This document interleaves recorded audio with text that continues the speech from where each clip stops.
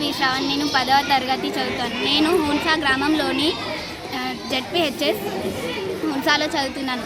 నేను వ్యాస రచన పోటీలో పాల్గొన్నాను. దాంట్లో నేను తీసుకున్న టాపిక్ కవి పరిచయం పాకాల యశోదారెడ్డి.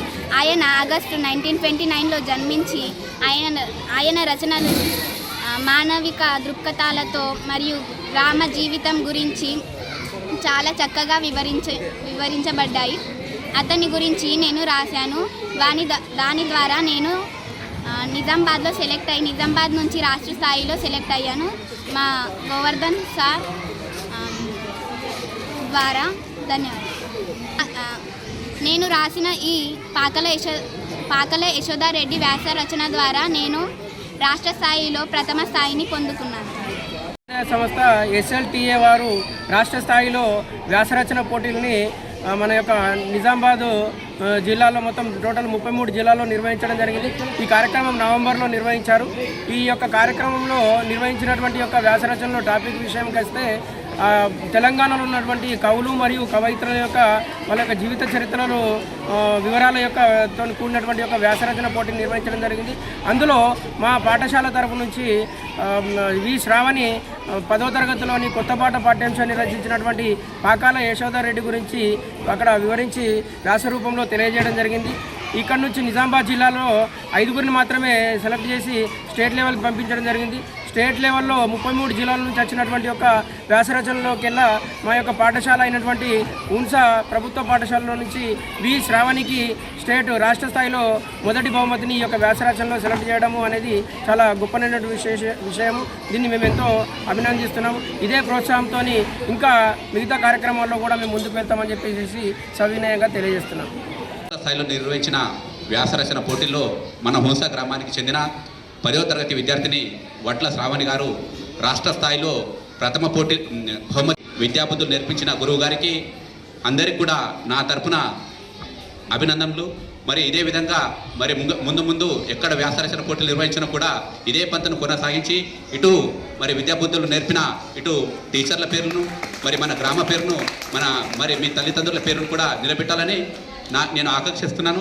అదేవిధంగా మరియు మీరు కూడా 10వ తరగతి విద్యార్థులు ఇప్పుడు ఎగ్జామ్ నడుస్తున్నాయి కాబట్టి మరి ఎటువంటి ఒత్తిడి లేకుండా ఇష్టంతో చదివి మరి ఈ 10వ తరగతి పరీక్షల్లో కూడా మంచి ఫలితాలు సాధించి మరియు రాష్ట్ర స్థాయిలో జిల్లా స్థాయిలో తప్పకుండా మీరు కూడా ర్యాంక్ సాధించాలని నేను కోరుకుంటున్నాను. మరియు ఈ 10th క్లాస్ విద్యార్థిని ఈశ్వర్య పల్లవి కూడా ఉంది. ఆ అమ్మాయి కూడా పోయినసారి ఈ భాషా సాహిత్యంలో అభినయంలో ఏకపాత్రాభినయం అభినయంలో జిల్లా స్థాయిలోనే సెలెక్ట్ చేసుకుంటున్నాను. ఈరోజు మనం ఇక్కడ సమావేశమైన విషయం మీ అందరికీ తెలిసిన విషయం అవునా. తెలుగు భాష అనేది భావాలను అందంగా వ్యక్తపరిచే ఒక గొప్ప సాధనం అవునా కదా.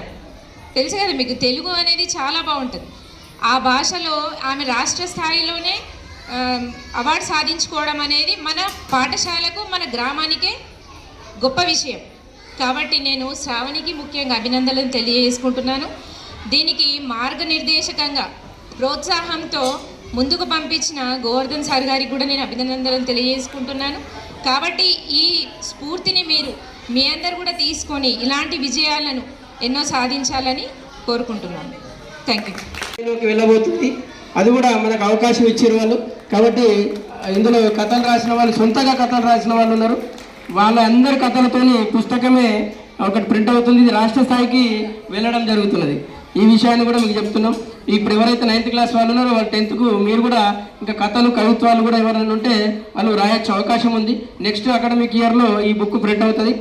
మళ్ళీ మన రాష్ట్ర స్థాయికి సెలెక్ట్ కావడంతో రాష్ట్ర భాషోపాధ్యాయ సంస్థ వాళ్ళు ఏం చేశారంటే నెక్స్ట్ అకాడమిక్ ఇయర్ జూన్లో మన హున్సాలోనే పాఠ్యాంశాన్ని రచించినటువంటి పాకాల యశోదారెడ్డి తెలంగాణ రచయిత్రి కవయిత్రుల్లోకెల్లా ఈ యొక్క రచయిత్ర పాకాల యశోదారెడ్డి చాలా చిన్న విషయంలో పెద్ద విషయాన్ని చాలా క్లుప్తంగా వివరించింది శ్రావణి. కాబట్టి మనకు స్టేట్ లెవెల్లో అమ్మాయిని సెలెక్ట్ చేయడం జరిగింది.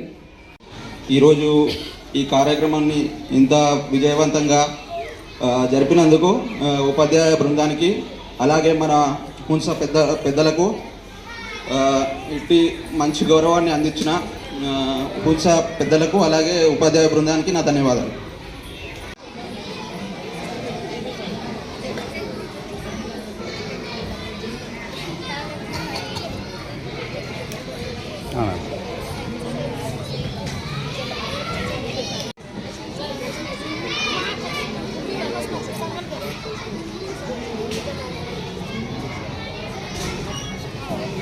క్లాస్ కొత్తబాటలోని కవి పరిచయం పాకల యశోదారెడ్డి.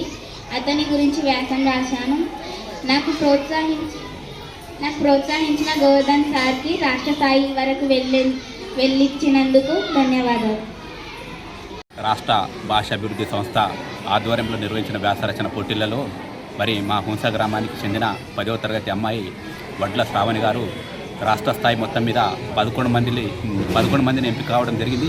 అందులో మా హుంస గ్రామానికి చెందిన 10వ తరగతి విద్యార్థి వడ్ల శ్రావణి గారు రాష్ట్ర స్థాయిలో మరి మొదటి ర్యాంక్ సాధించడం ఇటు మా హుంస గ్రామానికి ఇటు పాఠశాలకి మంచి పేరు రావడం మాకు గర్వకారణం.